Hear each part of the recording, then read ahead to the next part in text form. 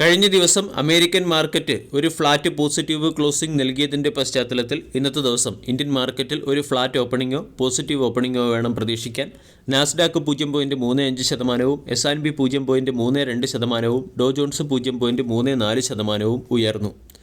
വെള്ളിയാഴ്ചയിലെ selling പ്രഷറിന് ശേഷം തിങ്കളാഴ്ച Indian market മികച്ച റിക്കവറി കാഴ്ചവെക്കുകയും ഇൻഡെക്സ് 0.96% ഉയർന്ന് 22,635 ക്ലോസിംഗ് നൽകുകയും ചെയ്തു.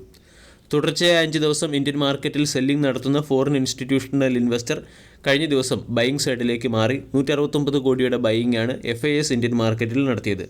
അതേസമയം DIS തുടർച്ചയായ 6ാമത്തെ ദിവസവും ഇന്ത്യൻ മാർക്കറ്റിൽ ബൈയിങ് സൈഡിലായിരുന്നു. 692 കോടിയുടെ ബൈയിങ് ആണ് DIS നടത്തിയത്. കഴിഞ്ഞ ദിവസം മാർക്കറ്റ് അവറിന് ശേഷം ക്വാർട്ടർലി റിസൾട്ട് പുറത്തുവിട്ട ചില പ്രധാന സ്റ്റോക്കുകളായ ടാറ്റ കെമിക്കൽസ്, പൂനെവാല ഫിൻകോർപ്പ് പോലുള്ള സ്റ്റോക്കുകളുടെ ക്വാർട്ടർലി റിസൾട്ടിന് മുകളിലുള്ള മാർക്കറ്റ് റിയാക്ഷനാണ് ഇന്ന് പ്രതീക്ഷിക്കേണ്ടത്. കൂടാതെ ഇന്ന് ക്വാർട്ടർലി റിസൾട്ട് പുറത്തുവിടുന്ന സ്റ്റോക്കുകളെയും മാർക്കറ്റ് അവറിൽ ശ്രദ്ധിക്കാവുന്നതാണ്. Indian Oil Corporation, REC, Havells India, Indus Tower, Cholamandalam Investment and Finance, P&G Health Care, Sona BLW Precision, Star Health, Allied Insurance Corporation, Exide Industries, Vedant Fashions, 5 Star Business Finance, Castrol India, India Mart Intermesh, Neogen Software Technology, Gravita India, Symphony Limited, Neogen Chemicals തുടങ്ങിയ കമ്പനികളുടെ quarterly റിസൾട്ടിന് മുകളിലുള്ള market reaction ഇന്ന് പ്രതീക്ഷിക്കാം. ആദ്യം തന്നെ Tata കെമിക്കൽസിൻ്റെ quarterly result ഒന്ന് പരിശോധിക്കാം. Quarterly റിസൾട്ടിൽ കമ്പനിയുടെ റവന്യൂ ഇയർ ഓൺ ഇയറിൽ 21.15% ഇടിഞ്ഞു. മാർക്കറ്റ് 3,873 കോടി രൂപയുടെ പ്രോഫിറ്റ് 3,873 കോടി രൂപയുടെ റവന്യൂ ടാറ്റ കെമിക്കൽസിൽ നിന്ന് പ്രതീക്ഷിച്ചെങ്കിലും റവന്യൂ 3,475 കോടിയായി ഇടിഞ്ഞു. In terms of revenue market estimation miss ചെയ്തു. കൂടാതെ കഴിഞ്ഞ വർഷവുമായി താരതമ്യപ്പെടുത്തുമ്പോൾ കഴിഞ്ഞ വർഷം 4,407 കോടി രൂപയുടെ റവന്യൂ ആയിരുന്നു മാർച്ച് ക്വാർട്ടറിൽ ടാറ്റ കെമിക്കൽസ് നേടിയത്. ഇപ്പോഴത് 3,475 കോടിയായി ചുരുങ്ങി. ടാറ്റ കെമിക്കൽസിൻ്റെ എബിറ്റ 55% ഇടിഞ്ഞ് 965 കോടിയിൽ നിന്നും 443 കോടിയിലേക്ക് എത്തി. 519 കോടി രൂപയുടെ എബിറ്റയാണ് പ്രതീക്ഷിച്ചത്. ഇൻ ടേംസ് ഓഫ് എബിറ്റയും മാർക്കറ്റ് എസ്റ്റിമേഷൻ മിസ് ചെയ്തു. എബിറ്റ മാർജിൻ 914 ബേസിസ് പോയിൻറ്റ് ഇടിഞ്ഞ് 21.8 നിന്നും 12.74% ചുരുങ്ങി. മാർക്കറ്റ് 13.4% എബിറ്റ മാർജിനാണ് പ്രതീക്ഷിച്ചത്. കൂടാതെ കഴിഞ്ഞ വർഷം 692 കോടി രൂപയുടെ പ്രോഫിറ്റ് നേടിയ കമ്പനി ഇപ്പോൾ 841 കോടി രൂപയുടെ ലോസാണ് റിപ്പോർട്ട് ചെയ്തിരിക്കുന്നത്. മാർക്കറ്റ് 182 കോടി രൂപയുടെ പ്രോഫിറ്റ് പ്രതീക്ഷിച്ചു. അതായത് കഴിഞ്ഞ വർഷത്തെ പ്രോഫിറ്റിൽ നിന്നും കമ്പനി ലോസിലേക്ക് എത്തി. മാർക്കറ്റ് എസ്റ്റിമേഷനെ എല്ലാ ടേംസിലും കമ്പനി മിസ് ചെയ്യുകയും ചെയ്തു. നെഗറ്റീവായിട്ടുള്ളൊരു ക്വാർട്ടർലി റിസൾട്ടാണ് ടാറ്റ കെമിക്കൽസ് കാഴ്ചവെച്ചിരിക്കുന്നത്. കൂടാതെ 2000 കോടി രൂപയുടെ ഫണ്ട് റൈസിന് ബോർഡ് ഓഫ് ഡയറക്ടേഴ്സ് അപ്രൂവൽ നൽകിയിട്ടുണ്ട്. 15 രൂപ പെർ ഷെയർ എന്ന റേറ്റിൽ ടാറ്റ കെമിക്കൽ എന്ന കമ്പനി ഡിവിഡൻഡ് നൽകുകയും ചെയ്യുന്നു. Poonawalla Fincorp decent quarterly result കാഴ്ചവെച്ചു. കമ്പനിയുടെ ടോട്ടൽ ഇൻകം ഇയർ ഓൺ ഇയറിൽ 58.6% വർദ്ധിച്ച് 581 കോടിയിൽ നിന്നും 922 കോടിയിലേക്ക് ഉയർന്നു. കമ്പനിയുടെ നെറ്റ് പ്രോഫിറ്റ് 83.5% വർദ്ധിച്ച് 181 കോടിയിൽ നിന്നും 332 കോടിയിലേക്ക് ഉയരുകയും ചെയ്തു. വെസുവിയസ് ഇന്ത്യ എന്ന കമ്പനിയുടെ ക്വാർട്ടർലി റിസൾട്ടിൽ റവന്യൂ ഇയർ ഓൺ ഇയറിൽ 23.2% വർദ്ധിച്ച് 368 കോടിയിൽ നിന്നും 483 കോടിയിലേക്ക് എത്തി. എബിറ്റ 72% വർദ്ധിച്ച് 55 കോടിയിൽ നിന്നും 94 കോടിയിലേക്ക് എത്തുകയും എബിറ്റ മാർജിൻ 14.9% നിന്നും 20.9% ഉയരുകയും പ്രോഫിറ്റ് 58 കോടിയിൽ നിന്നും 92 കോടിയിലേക്ക്, അതായത് 58.72% വർധനവുണ്ടാവുകയും ചെയ്തു. ഷോപ്പേഴ്സ് സ്റ്റോപ്പിൻ്റെ ക്വാർട്ടർലി റിസൾട്ടിൽ കമ്പനിയുടെ റവന്യൂ 924 കോടിയിൽ നിന്നും 1046 കോടിയിലേക്ക് എത്തി. 1011 കോടി രൂപയുടെ റവന്യൂ ആണ് മാർക്കറ്റ് പ്രതീക്ഷിച്ചത്. In terms of revenue company market എസ്റ്റിമേഷനെ ബീറ്റ് ചെയ്തിട്ടുണ്ട്. കമ്പനിയുടെ എബിറ്റ 7.72% വർദ്ധിച്ച് 185 കോടിയിൽ നിന്നും 167 കോടിയിലേക്ക് എത്തി.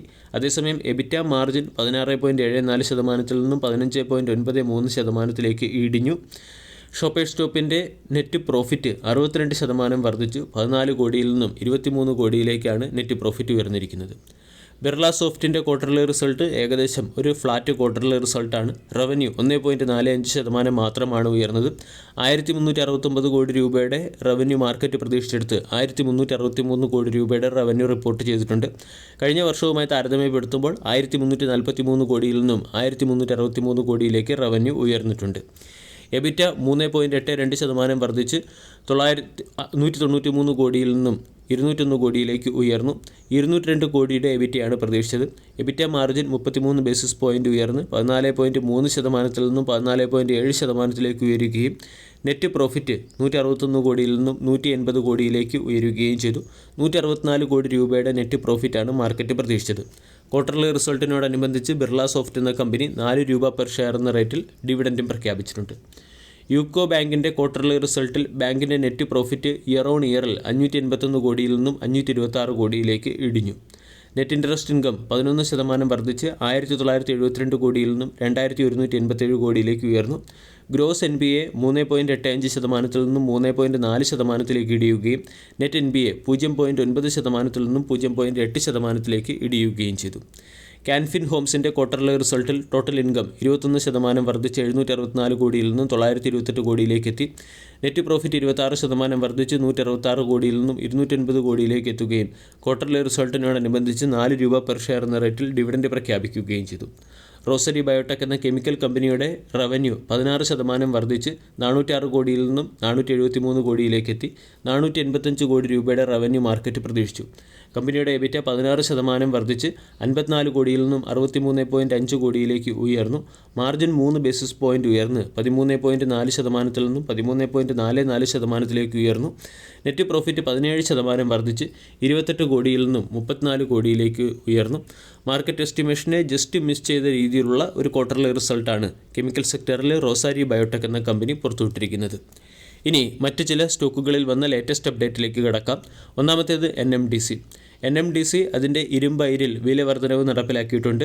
ലംബ് ഓറിൻ്റെ വില 400 രൂപ പെർ ടൺ എന്ന റേറ്റിൽ 6000 രൂപ പെർ ടൺ എന്ന റേറ്റിലേക്കും ഫൈൻ ഇരുമ്പ് അയിരിൻ്റെ വില 200 രൂപ പെർ ടൺ എന്ന റേറ്റിൽ 5260 രൂപ പെർ ടൺ എന്ന റേറ്റിലുമാണ് വില ഉയർത്തിയിരിക്കുന്നത്. NMDC സംബന്ധിക്കുന്ന പോസിറ്റീവ് അപ്ഡേറ്റാണ്. KEC ഇൻ്റർനാഷണൽ എന്ന കമ്പനിക്ക് മിഡിൽ ഈസ്റ്റിൽ നിന്നും US നിന്നും ട്രാൻസ്മിഷൻ ആൻഡ് ഡിസ്ട്രിബ്യൂഷൻ സെഗ്മെൻറ്റിലേക്ക് ഏകദേശം 1036 കോടി രൂപയുടെ ഓർഡർ ലഭിച്ചിട്ടുണ്ട്. ഇതിൻ്റെ പശ്ചാത്തലത്തിൽ KEC ഇൻ്റർനാഷണൽ എന്ന സ്റ്റോക്കിനെ ഫോക്കസ് ചെയ്യാവുന്നതാണ്. ടാറ്റ പവർ കമ്മ്യൂണിറ്റി ഡെവലപ്മെൻറ്റ് ട്രസ്റ്റും ടാറ്റ എലാക്സിയും തമ്മിൽ പേ അറ്റൻഷൻ എന്ന പേരിൽ ഒരു ഡിജിറ്റൽ ആപ്പ് അല്ലെങ്കിൽ ഒരു ഡിജിറ്റൽ സർവീസ് ഡെവലപ്പ് ചെയ്യുന്നതിന് വേണ്ടി ധാരണയിലെത്തി. കോറമണ്ടൽ ഇൻ്റർനാഷണൽ എന്ന കമ്പനി ആന്ധ്രാപ്രദേശിൽ ഫോസ്ഫോറിക് ആസിഡ്, സൾഫ്യൂരിക് ആസിഡ് എന്നിവ നിർമ്മിക്കുന്ന പ്ലാന്റുകളുടെ കൊമേഴ്സ്യൽ പ്രവർത്തനം ആരംഭിച്ചിട്ടുണ്ട്. റെയിൽവേ സെക്ടറിൽ നിന്നും ഫോക്കസ് ചെയ്യാവുന്ന 2 സ്റ്റോക്കുകളാണ് RVNL റൈറ്റ്സും. റൈറ്റ്സ് എന്ന കമ്പനിക്ക് $111 മില്യൺ ഒരു കോൺട്രാക്റ്റ് ബംഗ്ലാദേശ് റെയിൽവേയിൽ നിന്ന് ലഭിച്ചിട്ടുണ്ട്. പാസഞ്ചർ ക്യാരേജ് സപ്ലൈ ചെയ്യുന്നതിനുള്ള ഓർഡറാണ് റൈറ്റ്സിന് ലഭിച്ചിരിക്കുന്നത്. RVNL എന്ന കമ്പനി തിരുവനന്തപുരം റെയിൽവേ സ്റ്റേഷൻ്റെ റീഡെവലപ്മെൻറ്റുമായി ബന്ധപ്പെട്ട് ഒരു ജോയിൻറ്റ് വെഞ്ചർ കമ്പനി രൂപീകരിക്കാനും 439 കോടി രൂപ റീഡെവലപ്മെൻറ്റിന് വേണ്ടി കമ്പനിക്ക് ലഭിക്കുകയും ചെയ്തിട്ടുണ്ട്. ഇതിൻ്റെ പശ്ചാത്തലത്തിൽ RVNL എന്ന സ്റ്റോക്കിനെയും ഇന്നത്തെ ട്രേഡിംഗ് സെഷനിൽ ശ്രദ്ധിക്കാവുന്നതാണ്.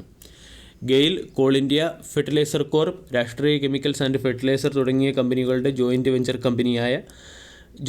കമ്പനിയായ താൽച്ചർ ഫെർട്ടിലൈസർ എന്ന കമ്പനിയിൽ 1270 കോടി രൂപയുടെ ഇൻവെസ്റ്റ്മെൻറ്റ് നടത്താൻ മിനിസ്ട്രി ഓഫ് കെമിക്കൽസ് രാഷ്ട്രീയ കെമിക്കൽ ആൻഡ് ഫെർട്ടിലൈസർ എന്ന കമ്പനിക്ക് അപ്രൂവൽ നൽകിയിട്ടുണ്ട്. വീഡിയോ എല്ലാവർക്കും ഇഷ്ടമായി എന്ന് വിശ്വസിക്കുന്നു. Thank you.